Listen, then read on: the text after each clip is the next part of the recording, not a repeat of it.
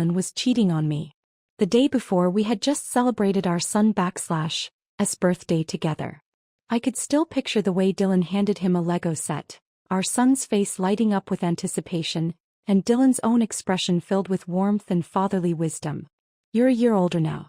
It's time to be a responsible man," he had said. That moment felt so perfect that I even posted pictures on social media, commemorating the day as one of those beautiful snapshots of family life. At my age, having a loving husband, a wonderful child, and a thriving business, what more could I ask for? And yet, the very next evening, under the pretense of meeting a client, Dylan checked into a luxury hot spring resort with a 25-year-old woman. This year marks our 10th wedding anniversary. In our second year of marriage, we had a child, and I opened my own children/s ballet training center. Business and family flourished side by side. I had been so proud back then. Who said having kids would ruin a woman's career? Look at me, I had it all. After weathering the first 3 tough years of entrepreneurship, I started making over $1 million annually. I had basked in that pride for so long, felt content for so long. Now, that same pride had come back to slap me in the face. That night, after receiving his birthday gift, our son eagerly unwrapped the Lego set. But one piece wouldn't fit no matter how hard he tried, so he and Dylan huddled together trying to figure it out. It was such a heartwarming sight. Feeling lighthearted, I grabbed Dylan's phone, intending to search for the model's assembly instructions on Google. That's when a message popped up on his screen. "I bought new lingerie, the kind you like. You'd better be gentle with me tomorrow night." I froze. Then another message appeared. "You can't tear it apart like last time, okay?" My hands went cold. Before I could process what I was doing, I tapped open the conversation. Another notification flashed, a photo. For a moment, I hesitated, not wanting to see what I already knew would shatter me. But I couldn't stop myself. I clicked on it. A young woman, dressed in a white, high-cut, one-piece swimsuit, was taking a mirror selfie. Her face was hidden behind her phone, but her arms pressed tightly against her chest, accentuating the curves that the fabric barely covered. Below that, her slender waist and taut, untouched stomach, one that had never carried a child, seemed to sneer at me, as if yanking at my ear and taunting, "Look at her. Look at how young she is." I quietly exited the chat, put the phone back where I found it, and said nothing. Time has a way of shaping people. It may bring wrinkles and gray hairs, but it also teaches resilience. Like now, I was surprisingly calm. Not because I needed to convince myself to be, it had simply become second nature. Downstairs, Dylan and our son were still tinkering with the Lego set. I walked up to the second-floor bathroom, sank into the steaming bathtub, and peeled open a face mask, smoothing it over my skin. I needed space to think. Divorce? Dylan was a 45-year-old, balding, middle-aged man who reeked of grease and entitlement. Standing next to me, he already looked like a sugar daddy, as if I were some young mistress he was keeping. If not for the wealth we had built together over the years, what leverage would he even have to attract a woman half his age? If I divorced him now, wouldn't I just be handing over half of everything I worked for? But was staying married really my only choice? Why should I be the only one disgusted? Why should I sit back and watch Dylan use half of our marital assets to bankroll his mistress? No matter how I looked at it, I was the one getting screwed over. By the time I finished my bath and skincare routine, Dylan was already fast asleep, lying on his side with his back to me.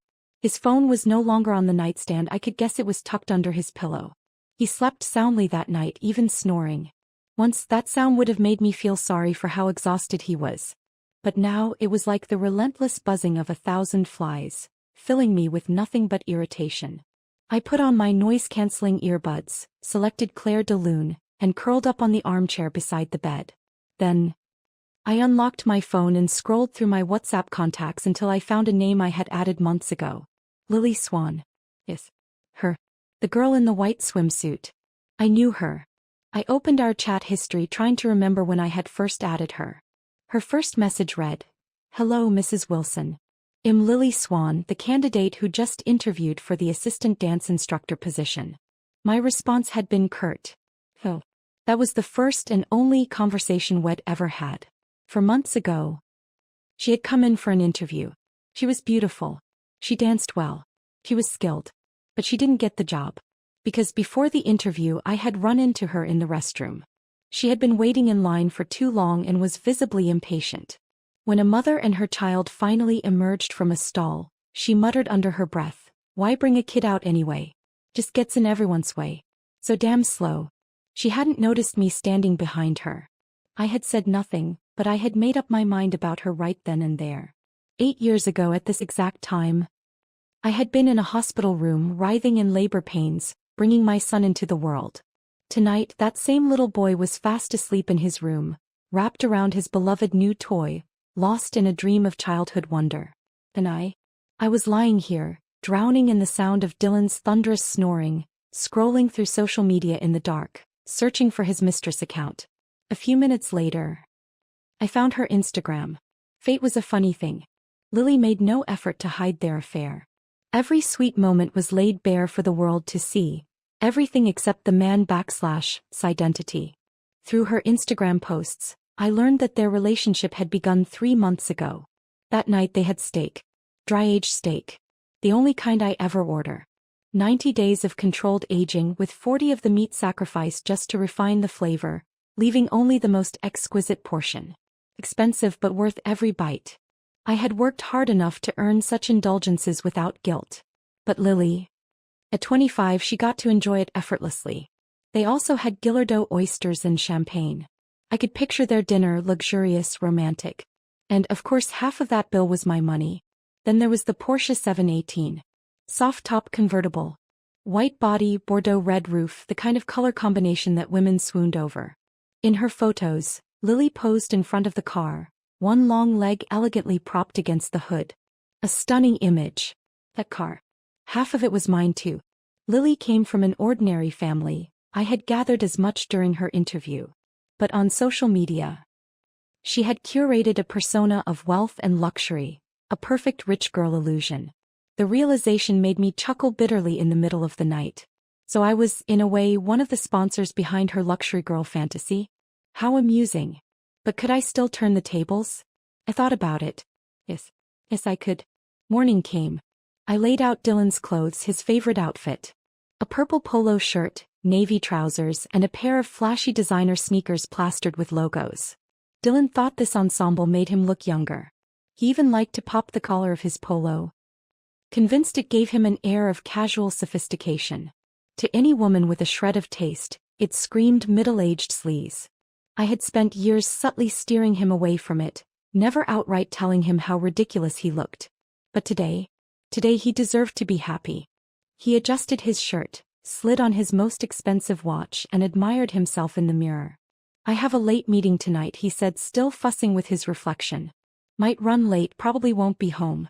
It was Saturday. 5 p.m. on a weekend and he had a business meeting? What kind of idiot did he take me for? I kept my expression perfectly neutral. "All right. If you can make it home, do try." "Of course. I'd love to see you as soon as I can." He said it smoothly, like a well-rehearsed line. And I smiled back just as effortlessly. "See you later, darling." Dylan, the fool, beamed, grabbed the keys to his most expensive car and drove off. What kind of idiot risks everything for a girl he lured in with nothing but designer shoes and overpriced dinners? Was she really worth it? I checked the morning news on my phone, then dropped our son off at his tennis lesson. After that, I drove across town, from the north side to the east, to meet an old friend, someone I hadn't seen in years. In adulthood, social connections were a game of mutual benefit. Your skills for my resources. Your network for my capital. So even though Sarah and I hadn't spoken in years, I knew she would help me if I asked. I walked into her office, passing rows of dressing rooms and makeup stations. Around me, models milled about, tall, striking women and handsome, sun-kissed young men. Fresh talent. Male models. And they were exactly what I was here for. But after scanning through a whole lineup of handsome men, not a single one caught my eye. Sure, they had good looks, flawless skin, sharp features, toned bodies, but beneath it all, their eyes were filled with something too raw, too desperate. A hunger that was just a little too obvious. "Darling, your standards have really gone up," Sarah teased, shaking her head. "How about this? Let's grab a meal first. You've probably looked at too many options and just need a break. Well, come back later and try again." I chuckled, nodding. "All right." As we stepped into the elevator, my phone buzzed. A message from Dylan. I hit the close button while playing his voice note, his sickly sweet tone dripping through my earbuds. Don't wait up for me. I won't be home tonight. I rolled my eyes so hard they nearly got stuck. The second his voice cut off, a sharp, confident voice called out, "Hold the door." I pressed the button. A man stepped inside. Dressed impeccably. A body sculpted to perfection, exuding raw masculinity, yet contradictorily his bright, puppy-like eyes and easy smile softened him. That kind of contrast was dangerous. The kind that made people want to dig deeper to uncover the layers beneath. Then he spoke, his voice smooth yet polite. "Good evening." So he was a model too. When the elevator arrived, he pressed a hand against the door, stepping to the side to let us out first. A gentleman, clearly practiced but effortlessly so. This was it. "Why didn't you introduce me to someone like him?" I asked Sarah, amused. Her response came swift and firm. "Him? Absolutely not." Her tone had dropped significantly. "You said you needed a model for your ballet center's promotional shoot. But you turned down all those fresh dance academy grads. I can guess what you /re actually up to." She leaned in, whispering gravely in my ear, "If that's what you're after, then Dennis is the worst choice. He has an STD. I blinked. Then I laughed. For a whole minute. So, I had been mistaken for a sugar mama scouting for a gigolo? The universe must favor those who hustle. That morning I had been agonizing over my next move. By noon, an opportunity had landed in my lap. Dennis, 27. Worked in a bar after college, then transitioned into modeling. And apparently he knew exactly how to handle women. Once I had his number, I arranged a meeting for 3 days later. When the day came, he showed up on time. I gave him a once-over. His entire outfit, shirt, jeans, sneakers, probably cost less than $200 combined. First I took him shopping. We bought a whole new wardrobe where a single white t-shirt cost at least $2,000. Then I had his hair styled into something sleek, refined, and fitting for his new persona. Dennis didn't object to any of it. In fact, he seemed excited as he carried the bags, though he had no idea what exactly he was signing up for. Next, I took him to an apartment I had prearranged through an agent, a 2,000 square foot luxury condo, just a 5-minute walk from Times Square. Rent, $23,000 a month. From the moment we entered the gated complex, Dennis looked utterly bewildered. Inside the apartment, the agent went over the amenities and rental terms while I remained silent. When they finished, I finally turned to Dennis. "Do you like it?" He looked at me stunned. It took him a moment before he nodded. "Yes." "Good," I said, turning to the agent. "Give us a moment alone." The agent, perceptive as ever, stepped out, closing the door behind them. I took out a folder, walked up to Dennis and placed it in his hands. "I need you to do something for me. Pretend to be a trust fund baby. And use these files to win over this woman. This apartment is for you and it'll cover all expenses you need. And when you succeed, it'll give you a $200,000 extra bonus." Dennis stared at me, utterly baffled. He had not seen this coming. I pulled out Lily's photo and held it up in front of the stunned Dennis. "I suggest you take a good look at her first." His gaze shifted to the picture, and for a split second, I caught the flicker of anticipation in his eyes. Of course. Beauty was a weapon. If Lily could use it, so could I. Dennis hesitated for a long moment, probably worried I'd see through his thoughts, but eventually he nodded in agreement. I opened the door and called the agent back in. "I'll take the apartment, but only for 3 months. The agent hesitated. Reluctant. "That is, until I added, I'll throw in an extra $10,000 as a service fee." Suddenly there were no more objections. I turned back to Dennis. 3 months. That's your deadline. Got it. With that single word, our deal was officially sealed. The next day I took Dennis to rent a Gallardo, a car that fit the image of a trust fund kid but was in a completely different league from the Porsche 718. The moment he held the keys in his hands, his eyes lit up like a kid on Christmas morning. As soon as the paperwork was done, he couldn't resist taking me for a spin. We stopped under a shaded street and Dennis pulled out his phone, clearly itching to take a photo. But with me sitting right there, he hesitated, knowing better than to outright pose for selfies. "No flaunting. Nothing on social media," I said. Dennis sheepishly put his phone away. "Got it. Sorry." Then we drove straight to our real destination, a high-end gym right below Lily's studio. The place was sleek, modern, and expensive. Even the exterior walls were full-length glass panels.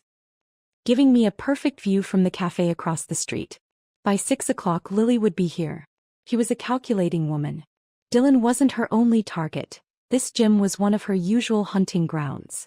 Sure enough, she arrived, dressed in skin-tight activewear that left little to the imagination.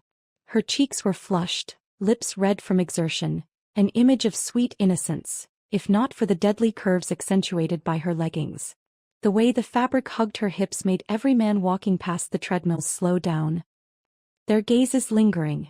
She hadn't been running long before a young guy on the treadmill beside her started up a conversation, pretending to exercise. Lily glanced at him once. A quick assessment: his outfit was average and he looked too young to have money. She shot him a cold, dismissive glance before giving a polite, practiced smile. "Sorry, I have a boyfriend." Moments later Dennis entered. Instead of taking the treadmill right beside her, he chose the one next to it, maintaining just enough distance. Lily glanced at him. Then again. This time, her expression shifted. She liked what she saw. But Dennis? For the next 30 minutes he simply ran, lost in his music, not sparing her a single glance. And that, of course, was what reeled her in. Men weren't the only ones who craved the thrill of the chase. After her run, Lily walked over to the water station, right as Dennis did the same. I expected a simple hi. Instead she accidentally spilled a full cup of ice water all over him. Classic move. A master's move. And just like that, the two of them headed down to the underground parking garage together. Earlier, I had made sure Dennis parked his Gallardo right next to Lily's Porsche 718. So when they walked up to their cars side by side, Lily's heart must have skipped a beat. Barely 2 hours later, Dennis had her contact info. Not only that, she had asked him for it first. During the first week of Dennis and Lily's friendship, Dylan's sneaky behavior remained as frequent as ever, showing no signs of slowing down. By the second week, Lily took the initiative and invited Dennis to an amusement park. I nearly laughed when I heard the news, so they were actually going on proper dates now? At the park, things took a turn. It was crowded, and at some point Lily's Chanel bag got scratched.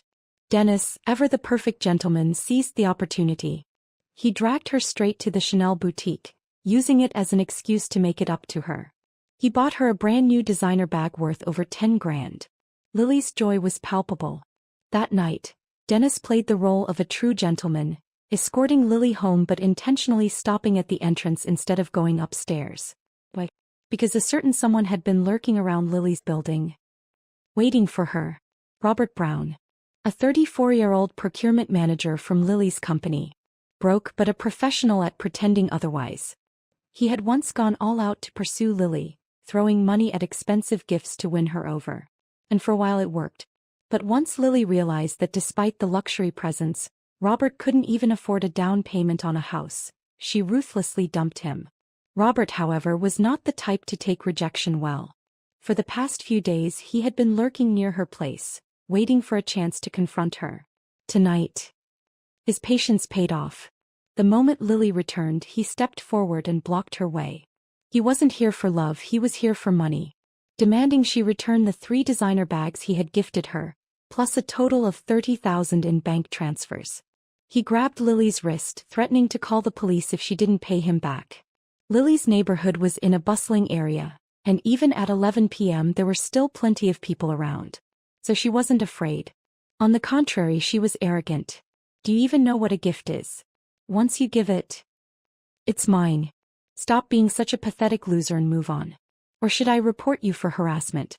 Her words hit their mark. Robert snapped, his anger flaring.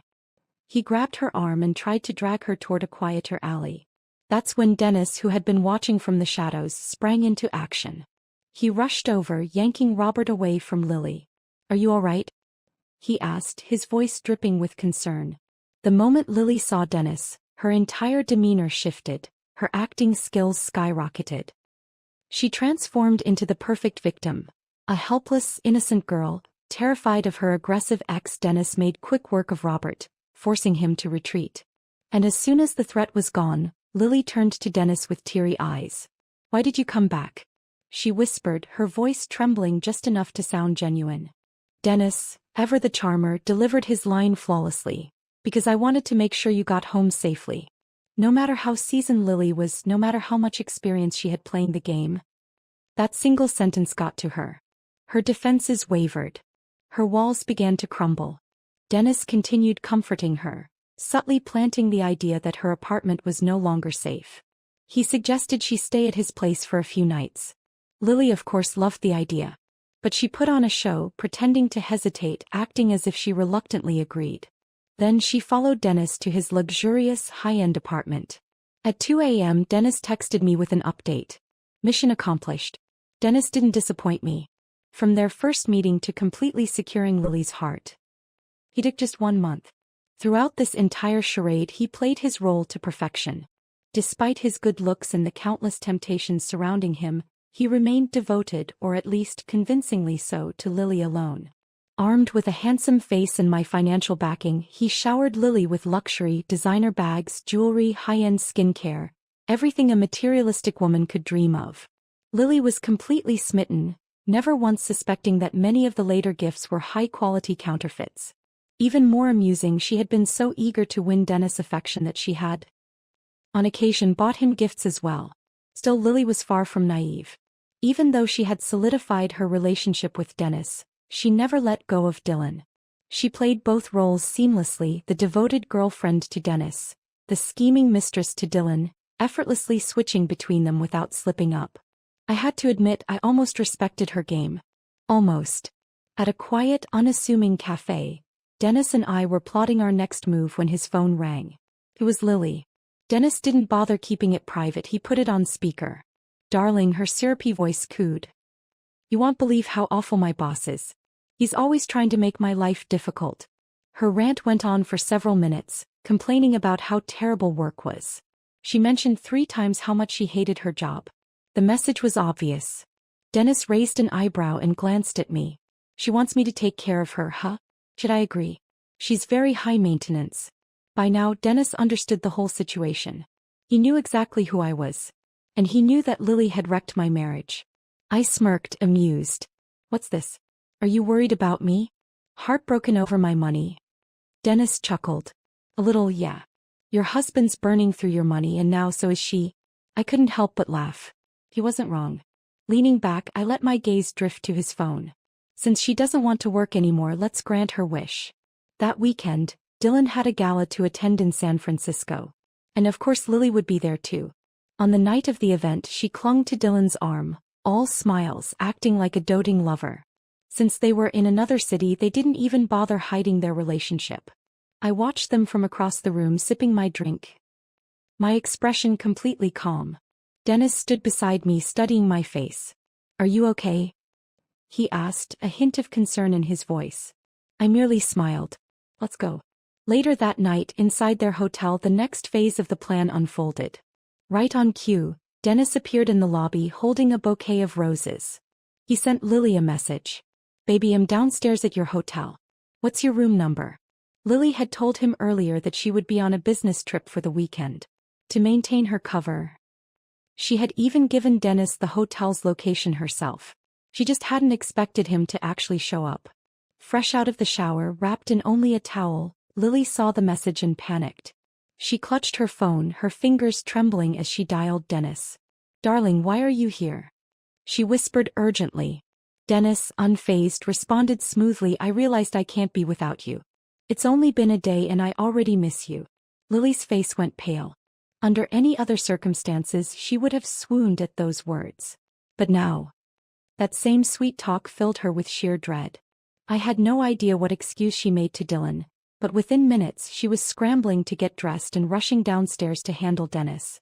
In the hotel lobby, Dennis and Lily put on a show, locking lips in a heated, passionate kiss, as if unable to contain their desire for each other. Yet beneath the surface both had their own agendas. Dennis played the part of the eager boyfriend, trying to coax Lily into letting him up to her room. But Lily, ever the strategist, placed a hand on his chest and gave him a coy smile. I'm sharing a suite with a colleague, she said sweetly.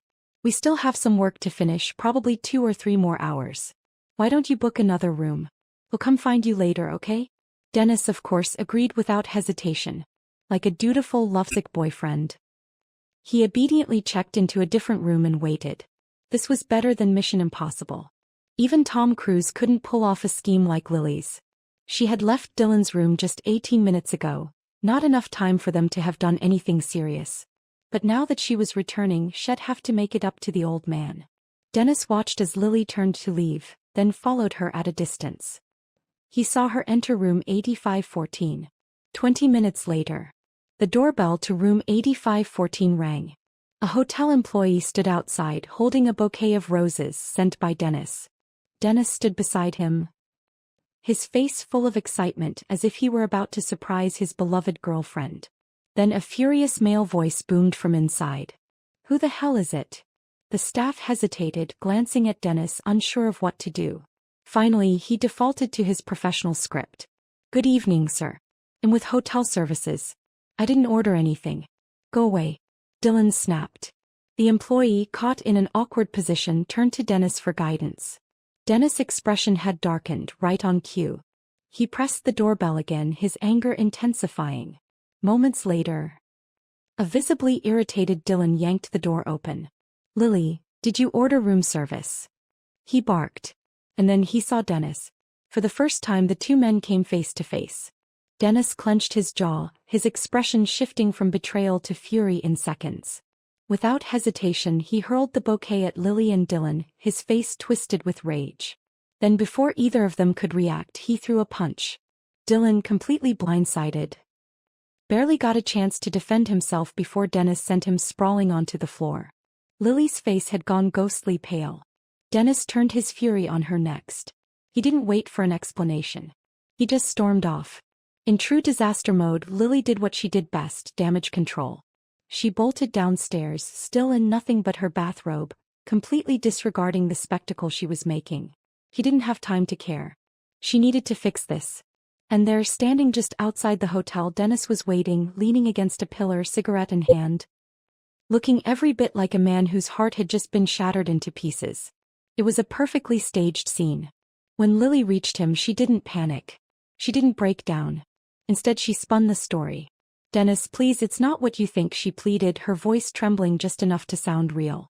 She painted herself as the innocent victim, a girl from humble beginnings who had simply been led astray by her circumstances. She wasn't cheating, she insisted. She was merely repaying a favor to an older man who had helped her career. "I don't love him, Dennis. He's the one who won't let go," she whispered, pressing against him like a helpless little rabbit seeking comfort. "You have to believe me. He tricked me into coming here. If you hadn't shown up, I don't know what would have happened to me." Dennis, still deep in character, let out a heavy sigh. Then he threw out his next line, one designed to back her into a corner. "If that's true," he said quietly, "call him. Right now. Tell him you have a boyfriend and that he needs to get lost." Lily stiffened. She hesitated. Then, in one final desperate attempt, she said, "But he's an important client. If I offend him, I'll lose my job." Dennis, ever the perfect mark, took the bait. "Then quit," he said, looking deep into her eyes. "I'll take care of you." Lily's face lit up. She pretended to hesitate, but the idea of Dennis supporting her financially was too tempting to pass up. To prove her loyalty, she reluctantly pulled out her phone and called Dylan, her voice turning ice cold. "Dylan, I have a boyfriend. Stop calling me. I don't want to see you again." I could only imagine Dylan's reaction on the other end.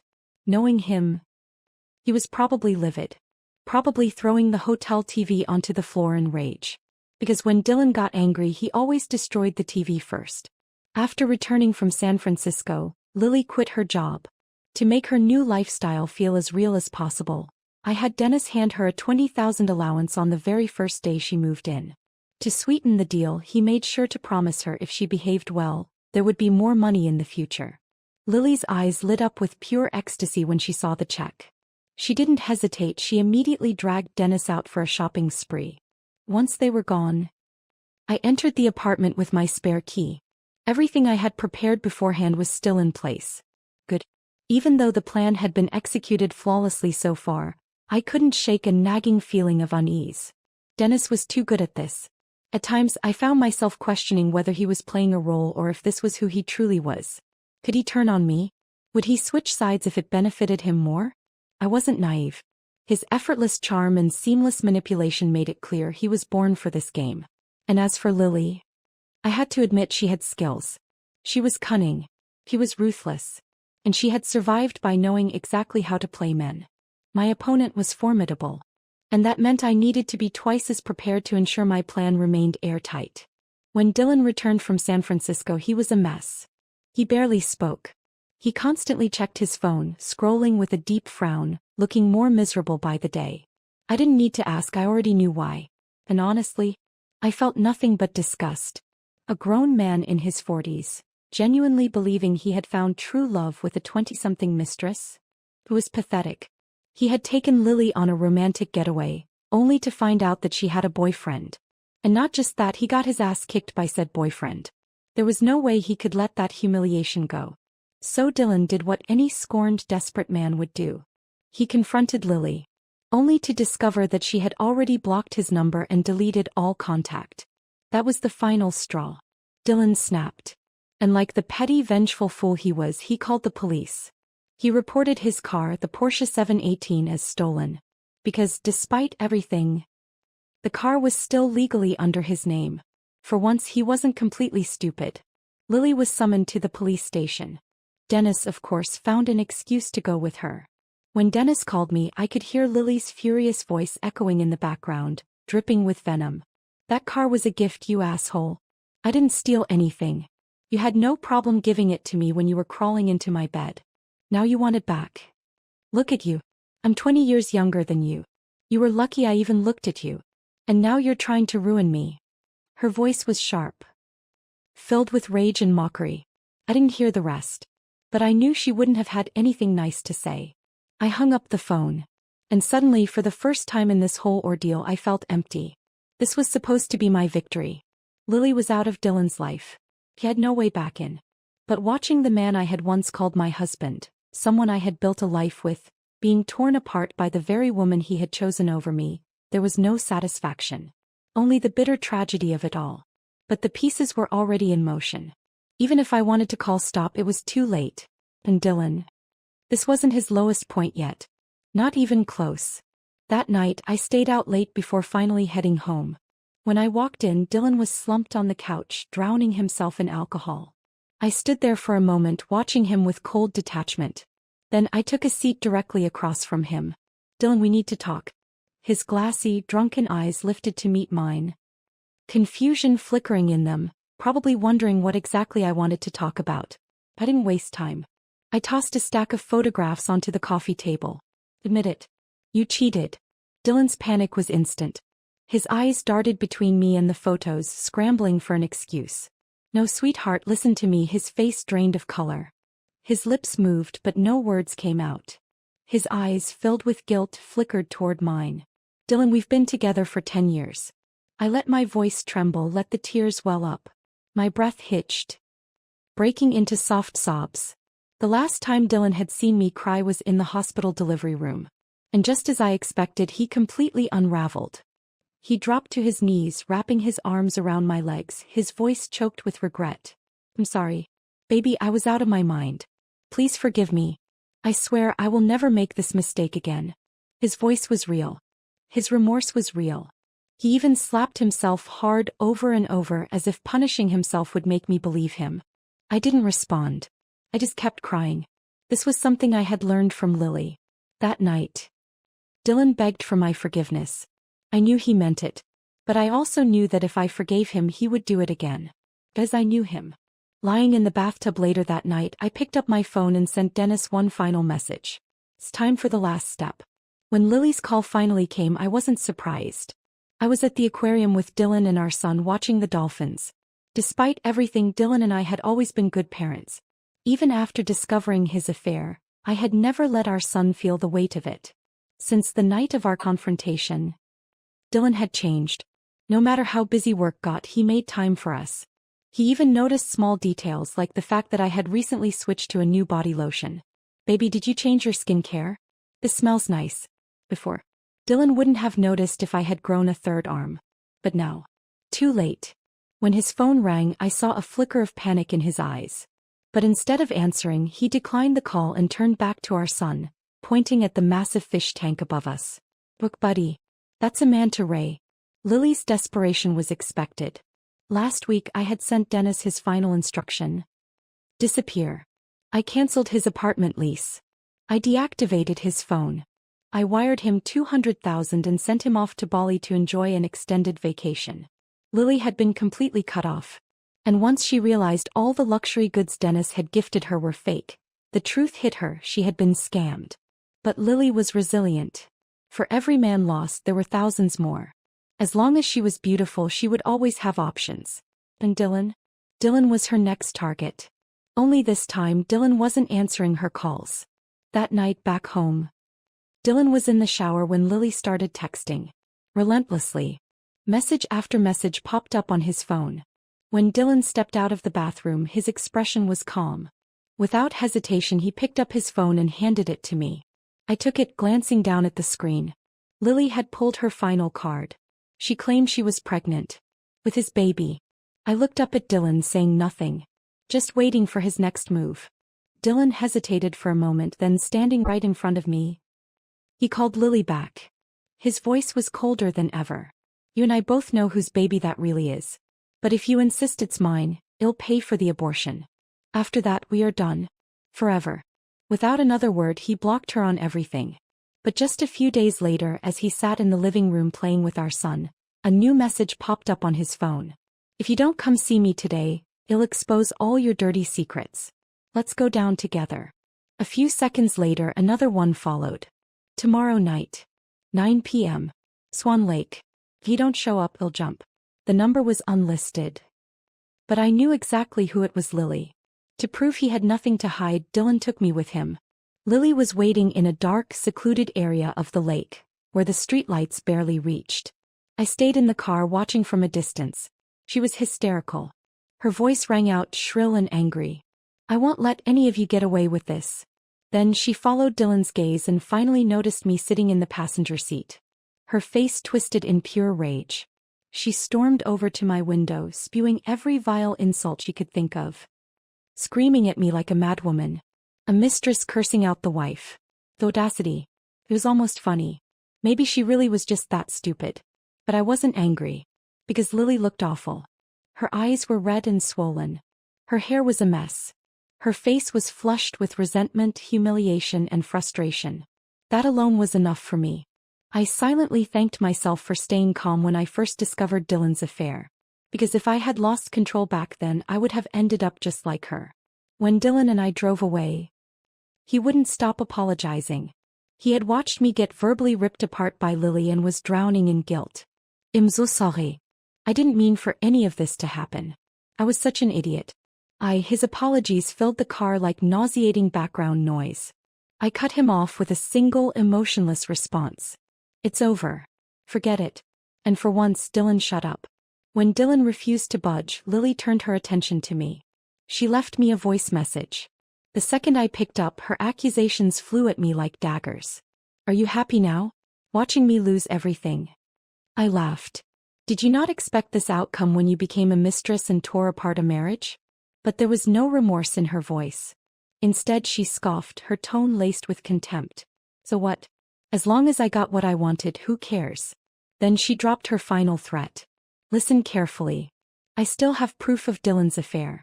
If you don't want to risk your precious company going down, send me $1 million. Once the money's in my account, it'll disappear forever. I almost couldn't hold back my laughter. Especially because, no matter how calm she tried to sound, I could hear the tremor in her voice. Sweetheart, I said, my voice dripping with mockery. Who exactly are you planning to expose? My colleagues?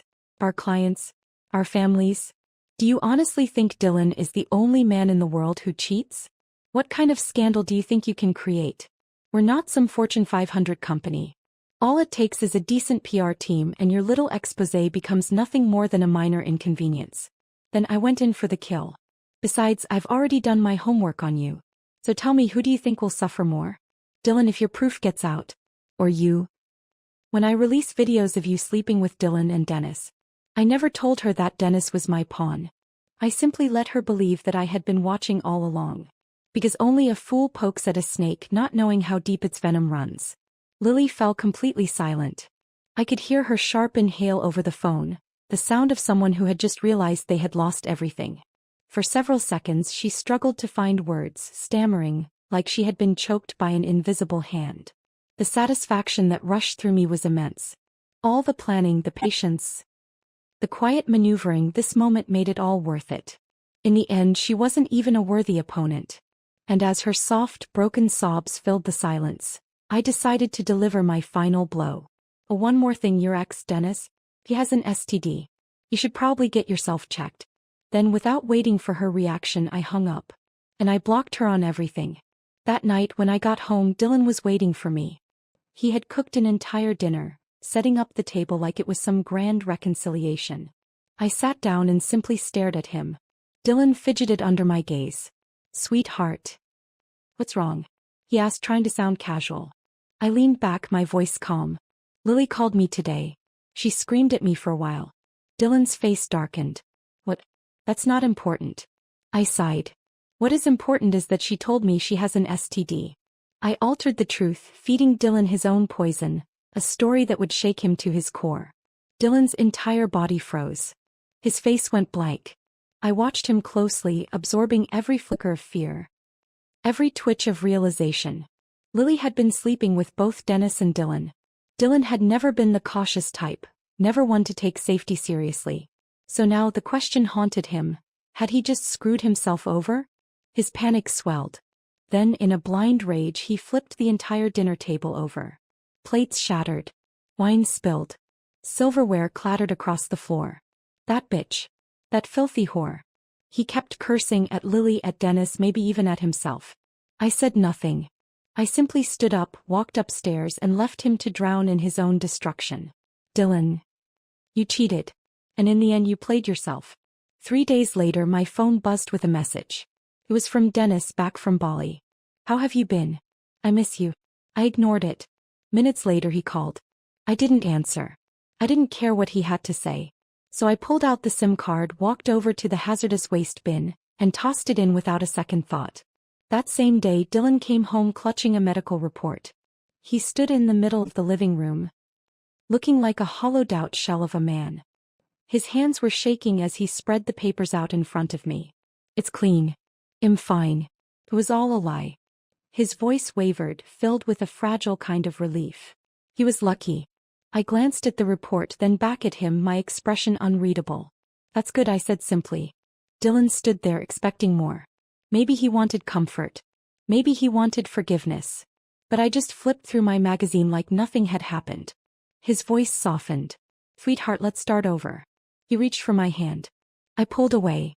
Calmly I replied, "Dylan, I've already scheduled an appointment with the lawyer. We'll sign the divorce papers on Monday." Dylan stiffened. His pupils dilated, his face drained of color. "Why, I thought you forgave me." He stammered, panicked. I finally looked up at him. This man who had once been my partner, my lover, my husband. I felt nothing. "I did forgive you," I said, smiling faintly. "But forgiveness doesn't mean I have to stay." Dylan's lips quivered. His throat bobbed as he swallowed, struggling for words. But there was nothing left to say. For the first time, he understood. He had lost everything. His wife. His marriage. His self-righteous arrogance.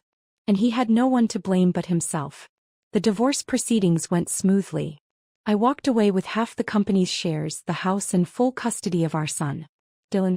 He left with nothing but his meager savings. He had tried to fight back, tried to resist. But in front of my lawyer, his struggle was meaningless.